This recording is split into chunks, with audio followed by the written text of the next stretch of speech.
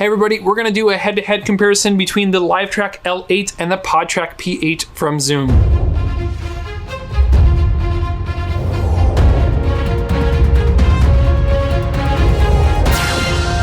Both of these are very capable 8-track mixers, but they do have some differences. One of them's brand new, this side. One of them is a few years old, but that's okay. I've got both of them and they're both new to me. So let's go ahead and dive in and look at the comparison between the two and why you might choose one or the other over the other. So the first thing we're gonna do is look at the Amazon ad and kind of compare them both. So right away, you'll see the Podtrak 8, which I'll be referring to as the P8, is about $150 more expensive than the L8 or the Livetrak 8, which I'll be referring to as the L8. Before the P8 came out, the L8 was $400 and now it's being sold for about $350. I don't know if this will go back to $400, but that's what it's at right now. The P8 is in silver and the L8 is their traditional darker silver black-esque look, so you can see that. So we're getting a 4.4 out of 5 stars on the P8 and a 4.7 out of 5 stars on the L8. I think at the end of the day, both of these are very capable devices. It's all going to depend on what you plan to record primarily in your setup. So for me, I am a live guy, so I'm probably going to favor, and I have a little bit of a bias towards the L8, but hey, the P8 is also very capable. And so if you're a podcaster and that's your setup, this is really tailored around that kind of mindset. When you're recording and when you have everything built out, that's what's great about the P8 versus the L8. But if you do have the L8, there are a lot of really great features which also favor podcasting. So if you're also doing podcasts, the L8 might be beneficial to you too, especially if it's $150 cheaper and you don't have either one of these devices yet. So, all right, let's take a little closer look. Here's our over the top view. They both have 6 XLR inputs. However, with the Livetrak, you also have these combo jacks. So what that means is you can plug in an instrument or a 1/4 inch connection to these. So that's a big plus for the Livetrak. Right away, we have those connections. You'll also see in 7 and 8, you have a stereo input, which you don't really have here.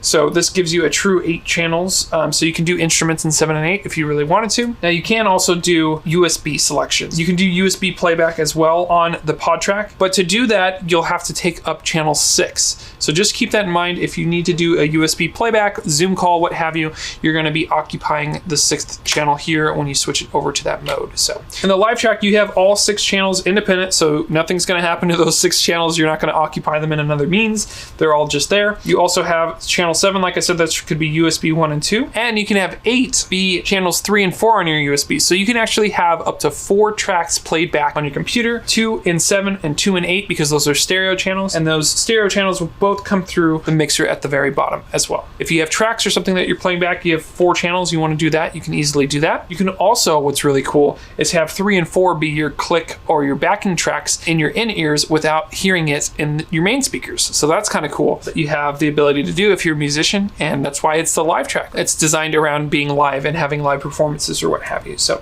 that's really cool. We can also switch this over to occupy the phone jack. And so if we go ahead and do that, 7 and 8 are now being written to by this TRRS connection. So what does that mean? Well, on this specific cable, you have 3 rings. So it's a T for tip, RRS sleeve. So basically you have different parts of the connection, and you'll see on this infographic here why you have all these breaks within the cable. But the short of it is it allows you to take phone calls and talk to somebody through the board so you can hear them. And what it also does is what's called a mix minus. So the person on the phone doesn't hear themselves back. Right? So that's the minus, the subtraction signal there. They'll be able to hear our broadcast mix, right, of the band playing or the musicians or the speakers or what have you. The person on the phone will be able to hear all those things without hearing themselves in the mix. So it's minus their own signal coming in, which is really cool. Now the Podtrak also does something similar where it occupies the phone channel. Now this is dedicated to channel 7 essentially. So you do have the ability to do the mix minus as well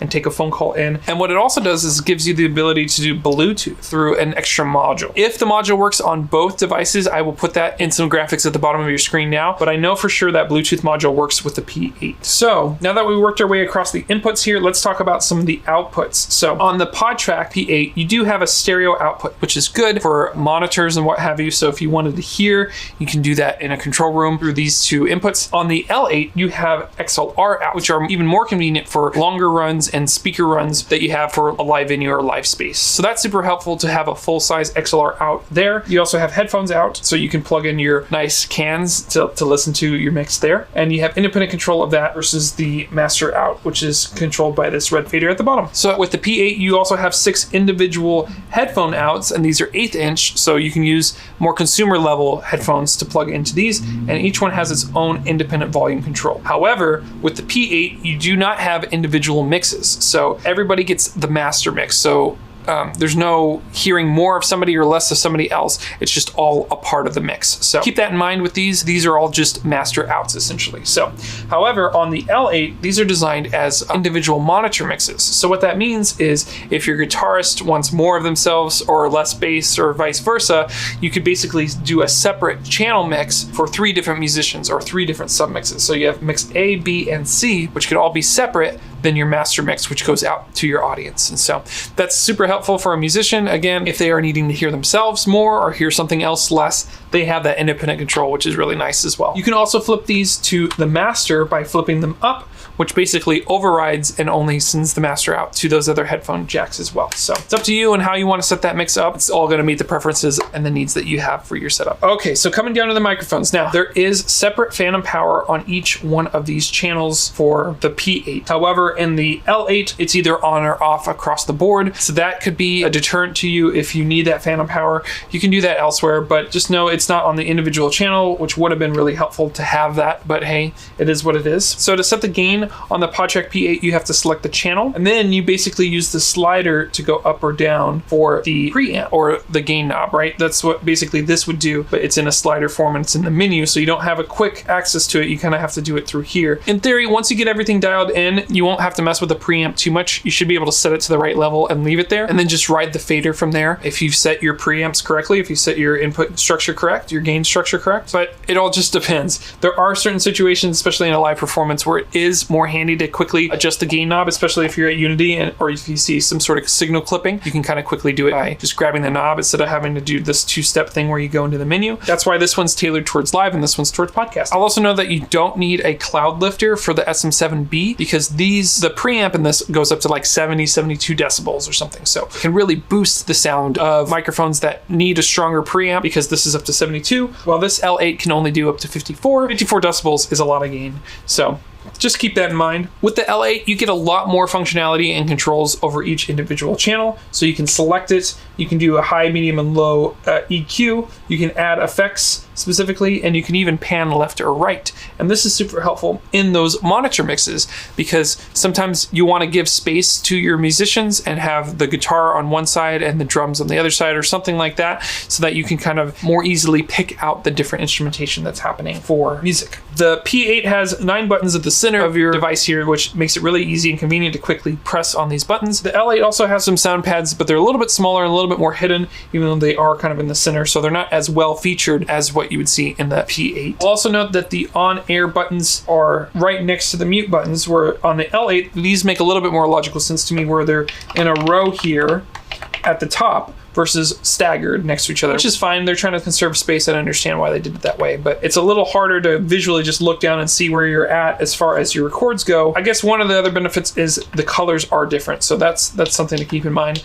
And once you get used to your setup and know how your board works, that's something that's just kind of disappear over time. So I guess when we have these side by side, something I will point out that these colors are the exact same here. So I guess that is one of the things I wish was different about the L8 is I wish the record button and the mute button were slightly different colors, so you can kind of quickly look down and see.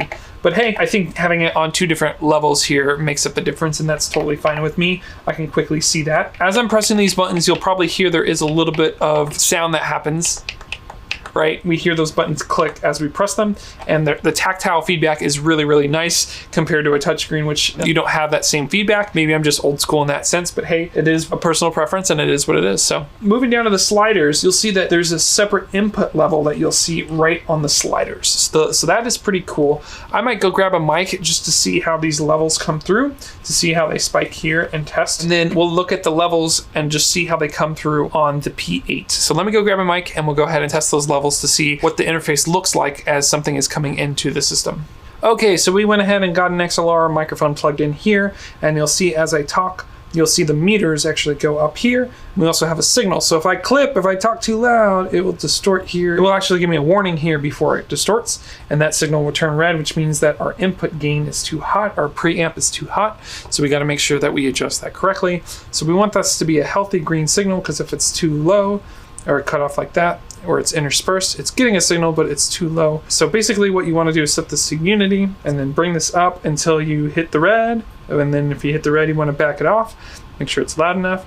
And then if you know someone's going to be speaking dynamically, like really loud, really quiet, you might even back that off a little bit more, and then just ride the faders as needed to bring that person up and down. So that is really cool. These levels, these little meters here, are something I didn't see in any of the pictures or anything like that. So to see these meters in action is really cool. To just quickly look down to see where your inputs are coming from, what sound you have coming in. You can kind of quickly see that right on the fader, which is really, really cool and really, really helpful. Let's jump over to the P8. Check 1, 2, check 1, 2. So first thing we want to do is set this to unity. Check our levels here. It does look like it's coming in a little hot. So I want to go in here, look at this mic gain overall, and roll it down just a little bit, because if it's too hot, if it's over, then we can distort. So this kind of shows you, instead of like in a metering mode like you would traditionally with audio, this just shows you across the board of what's healthy, which is good, over, which is orange or red. What we're trying to do at the end of the day is prevent it from clipping, which is going in the red and distorting the audio. So that should be at a healthier level, even though that does show us that we did clip at some point. So I'm going to just click on that, and that's going to reset our clip meter at the top there,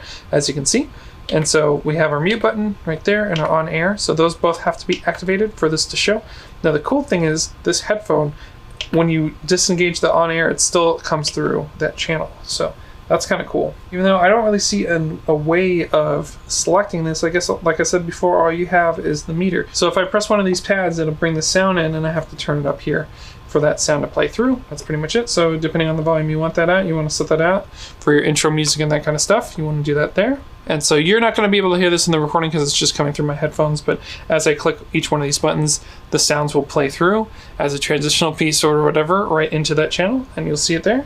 So you can set that at whatever level you want it to set it to, and that will affect it there. So you can go in here and change those up and switch those out if you need to, but that's kind of how that works. So I'm going to go ahead and turn on phantom power. Check 1, 2, check 1, 2. Hello, hello, hello. And it takes a second, but now this is the microphone with phantom power.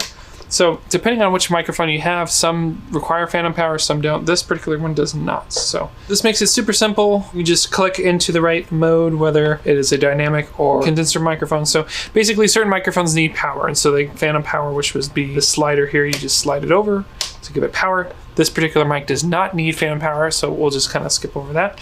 But just so you know, yeah, that's how that's set up. So there's no independent controls here for each channel. So unlike these monitor outs where I could basically select that monitor by going to mixer and then selecting the channel. So mix A, B, or C. Right now I'm mixing the master. I can actually mix A, and then I can bring down or turn off my own voice or the first track in this monitor mix. So let me show you that. I'm going to jump over. So your master out, you select it, and then you can set your levels however you would want, like this. And then we can go to your monitor out by selecting that.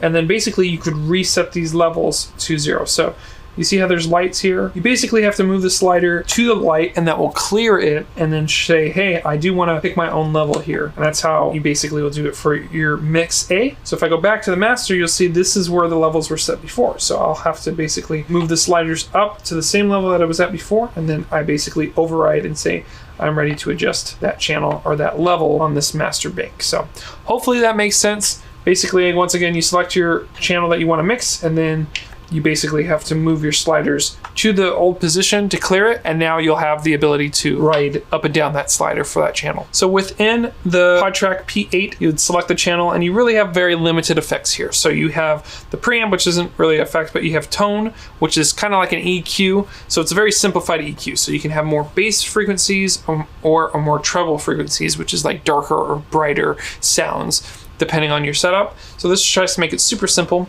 The compressor and the de-esser are within the same bank. So the compressor basically takes out some dynamic range to make your audio more consistent, and a de-esser helps those sibilances, those S's and those T's, be less sharp and strong. So that is built into the same thing. So depending on what you want, you can raise that up to add more of that effect. And that is per channel. So you would have to go into 2, set the level of 2 and 4 or what have you, depending on what inputs you have. So you could do that in that sense. There is no like echo or delay or any sort of extra effects like that built into this Podtrak because it's supposed to be super straightforward and super simple. Whereas on the Zoom, it's a more traditional setup. So let's see if I can add effects here. All right, for this next section, we're gonna be talking about effects. So I went ahead and put in an SD card and I'm gonna arm the master track. I'm gonna turn off this track. So basically we should only hear the recording from our master, and our master will also include the effects that we put in. So I'm gonna go ahead and turn on track 1 so that you can hear a clean feed before the effects and the recorded feed, which will have the effects. And so what we do to turn on the effects is we select the channel, and then on the channel strict, there's the effects. So we want to turn that up. By default, it might be kind of low. So we'll just kind of crank that up to add effects to that individual channel. We also have to keep in mind that our effects return is what's added to the mix. And so if this is down, we need to bring this in to make sure that we add effects to our master send. So I'm going to just put on a plate, which is a good general reverb effect. And then I'm going to go to a recorder scene here, and it sets everything to 0, 0. And I'm going to go ahead and press the red button, which is record, and play. Cool. That's how you would record to here. You would press the record button and the play, which is like a more traditional recording setup. So just keep that in mind. It is a 2-button setup, whereas on the Podtrak P8, it's just 1 button and go. So this is the more traditional setup here. And now I am recording my voice with effects. So let me put on my headphones here and I can hear myself. All right, so I'm gonna switch over from my NTG mic to this mic here. And so now we're on here. Now, as you just saw, I did drop the effects. So I'm gonna bring the effects in a little bit. And now you should hear the effect happening on my channel. So again, for the individual channel, I can adjust the amount of effect happening here by lowering this down or raising this up. And then this is the master overall effect. So if I want to take the effect off of everything, I have to bring that down. Or if I want to bring that back up, I could just bring it back up like that. So obviously that can be super distracting. So I'm going to go ahead and drop that for now, just so you don't see that there.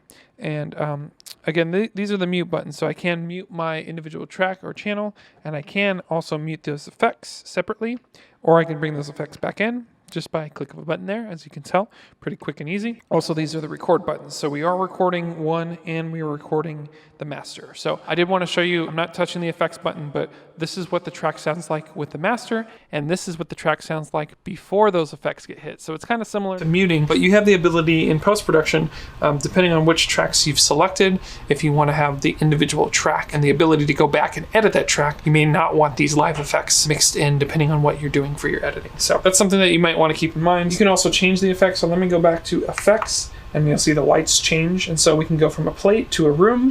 And so now we're in a room, and I'm going to turn up this effect a little bit. So basically this makes it sound less dry or less dull. So now we have something more interesting than just the dry sound of the microphone by itself. And so this kind of adds a little bit of space, makes it feel like it's not just directly a microphone to the person talking or to the person singing. This allows you to have a little bit more space and effects.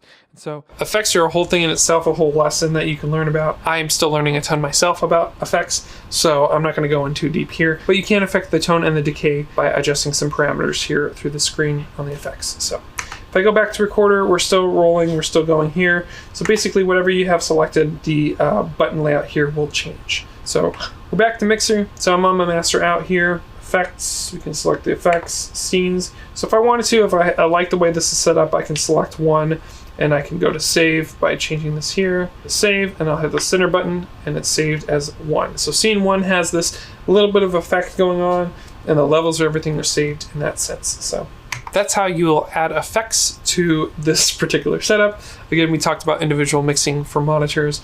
So those are all things, I'm gonna switch back to my NTG. Those are all things that you don't necessarily get with the Podtrak, which again is designed for more of a podcast scenario versus the live sound. So let's go ahead and turn on some of these tracks here. I can do sound pad effects. So let me go ahead and bring those in. So let's go ahead and see what the sound pads sound like. I'll play one here. All right. A little bit of a funky intro, so you can see those meters hitting here and an effects in master. All right, so to get into the deeper menu here, you're gonna press the record button, which brings you to these. the third set of buttons here, you're going to press setting, and then you can use this little joystick to basically go around the menu here. I know it's kind of hard to see. I'm going to see if I can push my camera in a little tighter so that you can see that, and I'm going to lose the close-up of my face here. So let me go ahead and get that setup going. Now this camera is a GoPro, so I could only go in so far, and I know it's kind of probably hard to see the exposure there on this particular setup. All right, so I zoomed in all the way here, and I turned the backlight off for the LCD so you can see it a little bit better. But basically, you press the setting button here, and it'll go backwards, and you can select different things within the menu. So you have project, record, metronome, SD card, system settings, all by selecting this. So let's go into project. You can do a new project. When you select, you can select a folder. So I'm going to go back, track assign, you can go to information, which has the recording name and all the metadata that's saved along with it. So delete files or rename project files in here. You see the mark list, so you can make marks during the recording, so you can have those to quickly review. And then if you go into recording, you can change the record format from 16 to 24-bit. You can do an auto record for on and off. So you do have the record button, so this will just arm the recording. So it's not recording yet until the numbers start counting. So it is a two-system setup. Like I said before, the play button will actually start the counter. So it will start recording once the play button's pressed. So again, you got to arm it with red, and then green is play for record. And then when you're done, you'll hit the stop button, which is this button right here, and that will stop the recording. So if we go back in here to go to setting, to a metronome, you can do a click or a pre-count in. You can change the type of sound that's produced, and the pattern, which is 4/4, which is a time signature. So if you're a musician, you should know what all these are and what they do. Typically, you'll be in a 4/4 pattern. And then you can also decide what for that metronome, if it should come through just the monitor mixes or if it should also come in your master out. So that's going to depend on you if you want that metronome to go through in any of those settings. So you could also, I guess, check your card, which is kind of cool. You can do a quick test or a full test for that. And then again, this is, you can do battery powered and turn off this LCD if that helps. Probably will for battery. You can also check the version and do a factory reset here, all in that menu. So lots of stuff you can dive down deep into this menu to kind of get those functionalities there. So that's another thing I'll point out. If you're under the recorder mode, you can set the tempo. You can tap the tempo here, and you'll see the beats per minute change up in this screen here. So that can kind of quickly allow you to determine the tempo of the song before you start the song, especially if you have metronomes in people's ears. You can kind of quickly determine that, which is pretty cool. You can overdub part of the recording, which are all things I probably won't ever mess with because I'm not doing live music with this particular setup. So now if we go into SoundPad, we can select each one of these channels. So let's say we go to 1, and then we can sound assign, we can actually load it in from the SD card to play a certain waveform when we press sound 1 or what have you. So if you have an intro to a podcast, you can quickly do that by pressing the intro, or if you have preloaded commercials, you can build those all in so that you can record on the fly and do it all live, which is kind of cool. I guess you can record a pad there if you want to. I'm not going to mess with that, so let's see if I can go back here. And then you can also do a preset sound, and you can select one of the presets that they have there. You can also change the volume, so there's a dB level there. I know it's kind of hard to see on the screen, but you can do that as well, all from that SoundPad menu, which is under the mixer and then SoundPad. Jumping over to the Podtrak, all of your main controls are going to be in the touchscreen for different effects and whatnot. So if we select one, like we said before, you have the mic preamp, you have a limiter to keep it from peaking, you have a low cut filter, and then you have the overall signal strength. So you can ride that up and down just like you would for a gain knob, which doesn't exist here. It's all built into the mic preamp, which you have to access through the menu selection, which you do just like that. So again, we talked about the compressor and the de-esser being on the same channel there. And you can also kind of quickly see across the board where your meters are for everything, including your phone call, your 6 channels of in, and then your effects. So again, this is a little bit easier to change the effects by just clicking and then selecting funky. You can do a one shot, a pause, a loop, a hold. You do all that by selecting the different settings there. And then you can actually multiple banks here. So you can have A, B, C, or D as far as the bank playouts go. So you can kind of quickly select that and play those back. So overall, I would have to say this touchscreen is a little bit easier to navigate and makes more sense than the L8, but it doesn't have the full features. So there's a lot more features of the L8 versus the P8 as far as that goes. So that's going to wrap it up here today, folks. Thanks for checking out my comparison between the P8 and the L8. I know there are a lot of similarities, but I wanted to focus on some of the major differences between the two and what you can do for each one of these two devices. So depending on your needs, the P8 versus the L8. The L8 obviously for live, P8 being podcast. We talked about a lot of the differences there. If you have any questions or anything that I missed, feel free to leave a comment. I would love to answer those in the future as well. Thanks for watching, and we'll see you in the next one.